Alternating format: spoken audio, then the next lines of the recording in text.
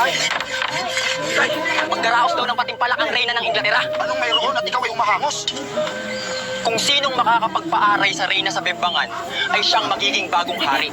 Nais kong sumali sa patimpalak, Itay. Ang isang kahibangan. Alam mong maliit ang iyong pututoy at paano ka tutungo sa Inglaterra? Wala kang pamasahe. Kung kinakailangan kong lumangoy sa dagat, Itay, ay lalanguin ko upang ako pumarol sa Inglaterra. Balik ka dito! Makalipas ang ilang panahon. Matatapos na ang patimpalak at wala man lang kahit isang lalaking nakapagpangiwi sa reyna sa Bembangan. Lahat ng lalaking nabigo ay puputulan ng pututoy at gagawing Vienna sausage.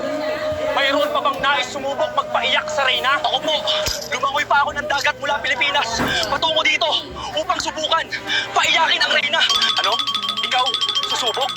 Hindi mo ba nakikita na puro ako ang sumubok magpangiwi sa reyna, pero lahat sila nabigo? Hello. Hayaan mo siyang sumubok. Sigurado putol-pututoy din siya dahil hindi din siya Cake ubra. ka lang. Cake. Ang lakas ng loob mo, Pinoy. Mga nakuha na foreigner na bigo, ikaw pa kaya? Wala, wala. Sige, pasok! Hindi Sige, ko na Pinoy. ano, Ilagay mo na sa reyna. Susubukan ko na po. Gusto mo ba? Oh, sige. Pag dumating. Mahal na reyna.